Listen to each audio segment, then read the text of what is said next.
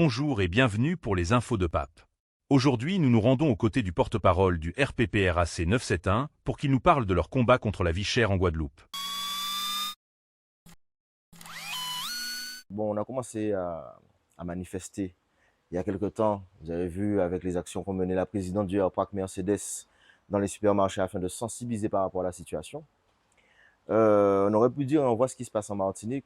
J'ai toujours pensé qu'on aurait eu l'intelligence de réagir différemment. C'est-à-dire que les politiques auraient su prendre à bras le corps le problème, se mettre tout de suite autour de la table et travailler afin que nous puissions trouver des solutions à la vie chère. Mais malheureusement, on aurait dit que nos politiques sont sourds, absents sur les grandes questions qui concernent la société aujourd'hui. On a fait plusieurs rendez-vous. C'est vrai que j'ai fait une vidéo dernièrement où j'étais assez virulent concernant l'absence des politiques, mais c'est vrai qu'il y a quand même une situation d'urgence, des familles qui sont en difficulté, des choses qui arrivent et qui sont prégnantes, c'est-à-dire qu'actuellement, on constate que la rue commence à se manifester. Ce sont des affrontements entre les forces de l'ordre et encore notre jeunesse qui se retrouve dans la rue. Et là encore, on peut encore corriger le tir, mais il faut vraiment se mettre au travail.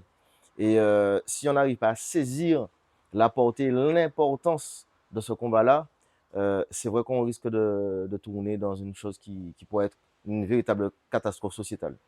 Donc là, on continue, on lâche rien. J'ai entendu un peu la réponse à la vie chère lors d'un discours de Chalus hier que j'ai vu sur un média, mais je ne pense pas qu'on ait vraiment pris la réelle amplitude et l'importance du problème qu'il y a à régler. Certaines pistes sont bonnes. En Martinique, ils ont déjà commencé à faire des travaux. On n'est pas obligé de partir de zéro. On a déjà des lignes directives, des lignes de conduite, des choses que l'on peut faire.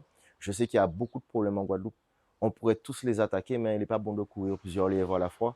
Donc, on a décidé de se concentrer sur l'alimentaire, sur les médicaments aussi. Et je pense que petit à petit, on pourra résoudre des problèmes. Mais ce n'est pas en faisant la politique de l'autruche, en évitant le problème. De toute façon, là, on ne pourra rien éviter. Je pense qu'on a une jeunesse, on a des étudiants, on a des familles, des mères qui sont au foyer et qui n'ont plus le choix de toute façon. Donc ces gens-là seront amenés à manifester dans la rue. Et je crains que dans la société qui tente à être violente où on est, qu'on puisse tourner à quelque chose qui serait irrémédiable. Donc voilà, j'espère que tout le monde comprendra le sens du message, que nos politiques, députés, sénateurs, présidents de région et du département pourront s'asseoir avec nous pour qu'on puisse commencer à travailler sérieusement. Nous continuons avec un micro-trottoir où nous sommes allés à votre rencontre pour avoir votre avis sur la vie chère en Guadeloupe. J'ai envie de dire déjà, c'est pas étonnant parce qu'au vu de l'inflation des prix actuellement, il y a de quoi quand même protester. Et également, c'est soit on est français, soit on ne l'est pas. Donc, il va falloir faire un choix, je pense. Exorbitant et vraiment pas satisfaisant même. Tout est cher. On survit. Mais les prix, non. Il faut vraiment faire quelque chose parce que la population, elle souffre. Pour 172 €, c'est cher. On sort de la frontière suisse. On avait à peu près ces prix-là pour certains produits et d'autres, je trouve que c'est cher. Après, madame me dit que non, pas forcément, mais ouais, je trouve que c'est cher. Surtout les carrefours, etc. On connaît déjà. Quand on fait ses courses, on ne comprend pas à la sortie la note. Oui, il faut faire quelque chose. Après, je ne sais pas si brûler, c'est la solution. Franchement, le prix, c'est exagéré. Moi, je suis étudiante, je sais que je travaille, mais c'est pas tout le monde. Je connais des étudiants aussi, ils galèrent vraiment. Donc, c'est vraiment incroyable. Et franchement, tout ce qui se passe en Martinique et tout ça, je trouve ça vraiment justifié, c'est légitime. Si on ne se bat pas pour nos droits, qui le fera? Donc, je pense qu'il faut continuer le combat. Ben oui, hein, c'est nos droits. Hein. Faut qu'on se batte. Donc, ouais, je pense que c'est tout à fait légitime. J'espère que non. J'espère qu'on trouvera une solution avec nos élus avant que ça n'arrive jusque-là. Parce que c'est quand même... on veut bien que les choses soient faites, mais que les choses soient bien faites, pardon. Que les choses soient bien faites parce que c'est quand même des emplois après qui sont menacés. Donc on aimerait quand même que nos élus prennent leurs responsabilités, qu'ils font ce qu'il y a à faire avec les autres partenaires et qu'on puisse trouver des solutions. Il faut bien que quelqu'un prenne l'initiative, sinon on ne va jamais se lancer. Et j'espère vraiment qu'on va pouvoir, les politiques vont se rassembler pour pouvoir commencer à vraiment mener le combat. La vie, c'est un combat, comme on dit. Merci Et il faut se battre. Il faut qu'on se réveille et il faut qu'on se batte. Je suis tout à fait d'accord avec tout ce qui se passe en ce moment. Toutes les manifestations et tout. Je suis aussi très à fond avec ce que Tolassi fait. Si il y a des manifestations, des grèves, j'espère juste que ça se certes, enfin, juste manifester de manière pacifique, même si genre, on envoie tout ce qui est CRS et tout ça. Enfin, plus pour la jeunesse, pour faire attention, car en général, genre, quand il y a des barrages, c'est eux qui prennent. On dit la jeunesse est violente, tout ça, alors que c'est en vrai eux qui nous poussent à agir comme ça. Nous sommes allés à la rencontre de la secrétaire générale de l'UGTG pour connaître son point de vue sur cette question de la vie chère.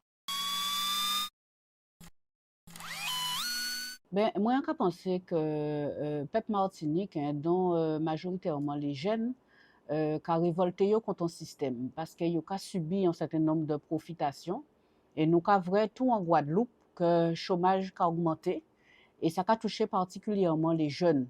Donc, nous avons bien comprendre qu'en Martinique, il y a des gens qui ont révolté et qui n'ont pas accepté encore toute sa profitation.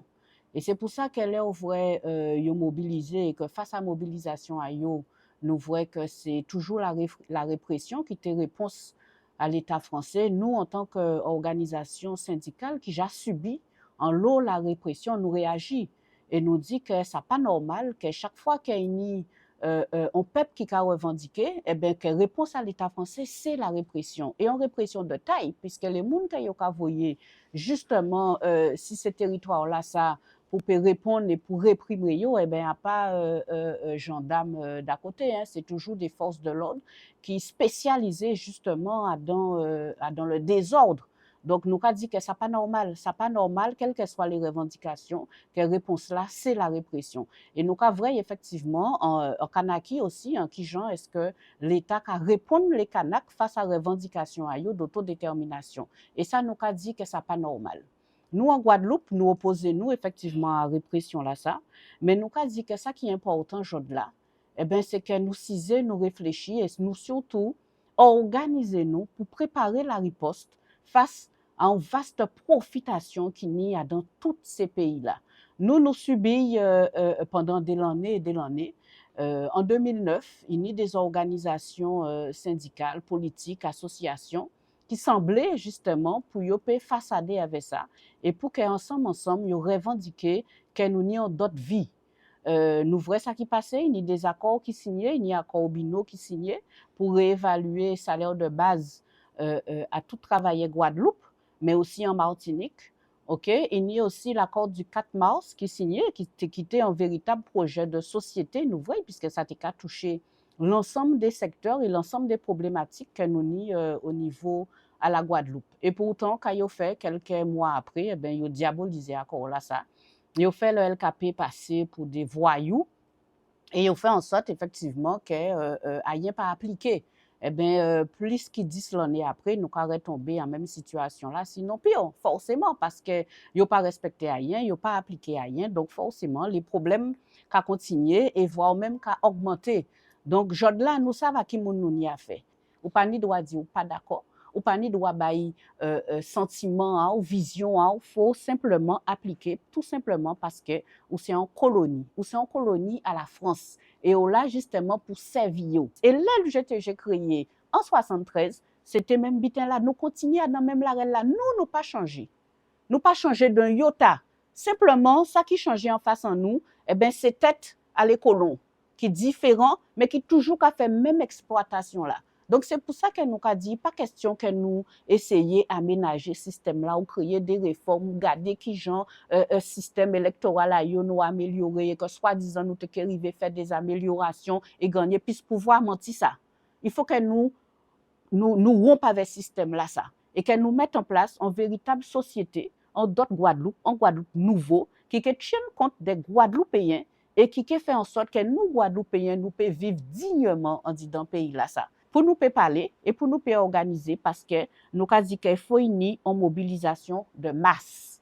Il faut que travailler, tout le monde faire en sorte de prendre conscience des situations là, ça véritablement, et mettre en place une large mobilisation de masse, justement pour dire stop à ce système là, ça, nous voulons un pays pour nous, en Guadeloupe, qui casse nous et qui répond à revendications en nous. Et c'est en ce sens-là ça, que nous travaillons avec les autres syndicats pour que nous ayons capacité d'inviter après les organisations politiques, associations, toutes organisation qui est dans même l'arène là et qui est d'accord sur le fait que c'est la lutte tout seul qui a payé. Et c'est la lutte ensemble bien organisée qui fait que nous ne pas avec ce système là ça.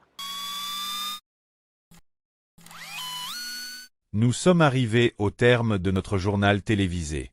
Nous vous remercions de votre attention. Nous vous donnons rendez-vous pour nos prochaines éditions. Restez connectés sur VTV et sur tous nos réseaux.